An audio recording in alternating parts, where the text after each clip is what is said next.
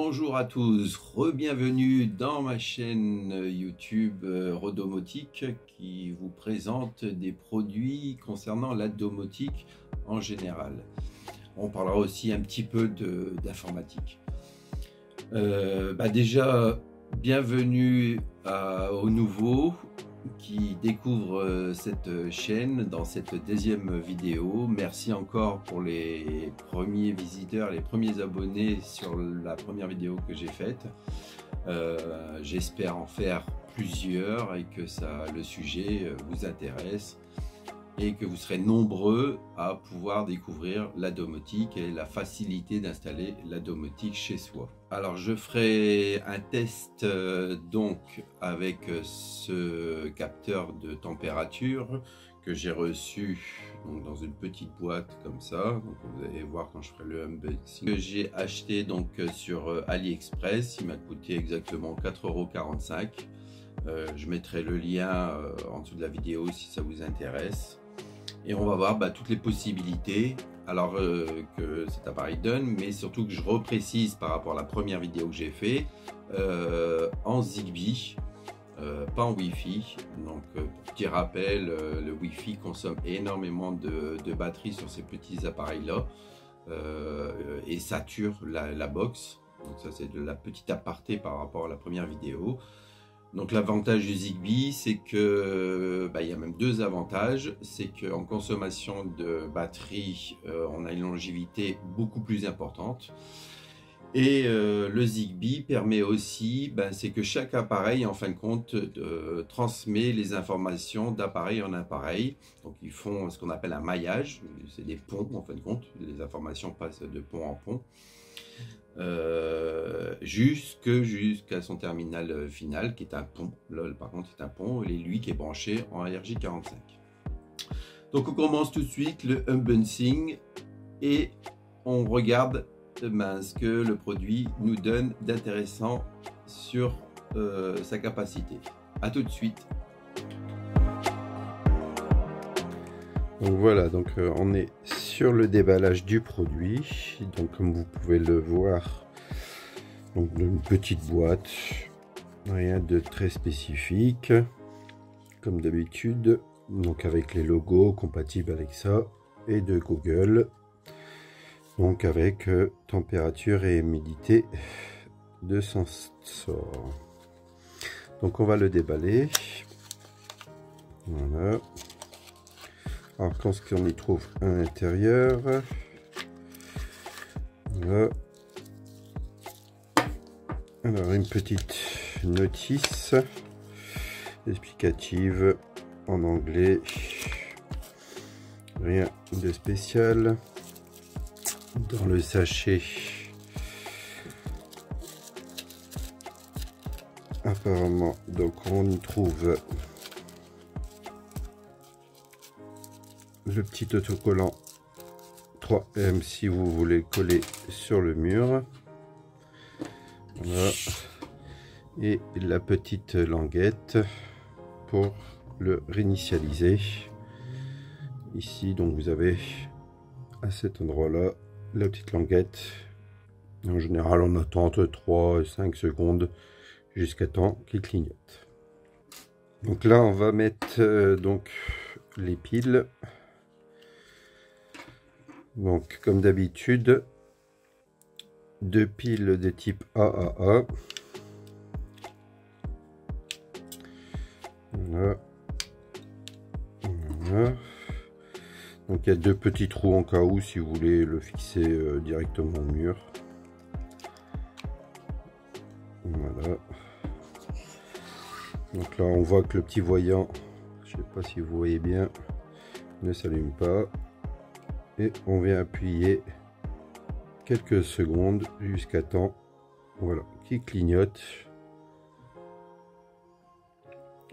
et qu'il là il est en position d'appareillage. On va donc l'appareiller sur tuyau.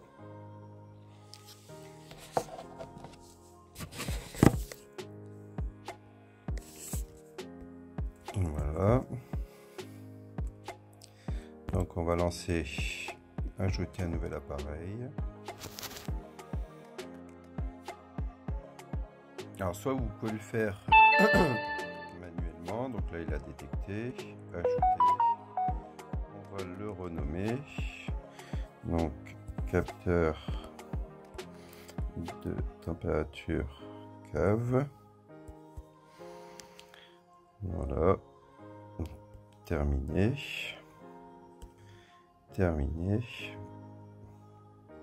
voilà, donc là on voit qu'il nous indique 20,8 degrés à la cave avec un taux d'humidité de 60,4% maintenant, donc d'humidité à la cave. Donc, et on va regarder donc au niveau de la passerelle Zigbee, donc on le voit bien ici, vous le voyez avec le capteur de température. Et forcément quand on clique dessus, on retourne sur la fiche et la page du produit. Donc avec l'application Alexa, si Alexa donc reconnaît bien le capteur de température de la cave. Donc nous voilà sur la page d'accueil, on va sur tous les appareils. Donc on le voit que comme j'ai rajouté déjà en favori que le capteur de cave nous indique 23 degrés. Donne-moi la température du capteur cave. La température de l'équipement capteur cave est de 23,2 degrés. Alors déjà la remontée à la voix fonctionne. Et on voit sur l'affichage que par rapport au produit précédent que je vous ai présenté sur la première vidéo, là on a bien l'affichage de la température au 0 degré près. Donc déjà un peu mieux que le capteur Wi-Fi à écran LCD. On va maintenant donc à tester sur l'application donc Google Home pour voir si donc les Google reconnaissent l'appareil de capteur de température donc en Zigbee. Donne-moi la température du capteur de la cave. Température de la cave est actuellement sur 23,2 degrés. Donc on voit que sur l'affichage on voit toujours le taux d'humidité mais toujours pas les degrés comme on a pu le voir sur Alexa.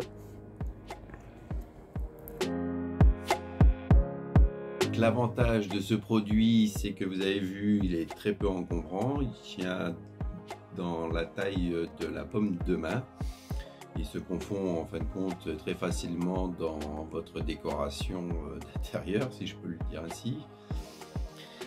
Donc la conclusion de ce produit, vous avez vu que pour une fois sur Alexa, on a bien les remontées d'informations de la température en affichage sur l'application d'Amazon. Par contre, chez Google, on a toujours le taux d'humidité, mais on n'a pas l'affichage sur l'application. Donc on retrouve bien l'affichage et le suivi, donc heure par heure, jour par jour, semaine par semaine au niveau de Tuya, donc d'où l'importance de centraliser pour l'instant, le temps que le batteur arrive, de centraliser tout par Tuya. Et aussi vous avez vu que nos chers assistants vocaux de chez Google et de chez Amazon, au niveau de la demande vocale, la réponse est instantanée et donne la bonne mesure que le capteur a relevé dans la pièce. Donc un produit, je trouve en fin de compte un petit peu plus intéressant que celui de l'écran LCD, parce que bon, on récupère quand même l'information auprès d'Alexa en affichage. Donc pour tous ceux qui sont dans l'écosystème d'Alexa, ça permet surtout d'avoir directement l'affichage sur son téléphone. Sans quoi, après au niveau des routines, vous allez voir et des scènes que dans une autre vidéo, on peut quand même faire fonctionner aussi bien celui avec l'écran LCD que ce petit appareil là. pour obtenir ce qu'on veut au niveau de la domotique, donc déclencher, comme je vous l'ai dit, du chauffage ou un climatiseur en fonction de la température souhaitée dans votre domicile. Donc je vous remercie tous du suivi que vous me faites sur ma chaîne et j'espère vous voir de plus en plus nombreux en commentaire et bien sûr en visu sur ma chaîne pour que ça me motive à vous montrer encore d'autres produits et vous donner de plus en plus d'explications sur la domotique. Je vous remercie bien et passez tous une bonne journée ou une bonne soirée en fonction de l'heure où vous regardez cette vidéo. À très bientôt, au revoir.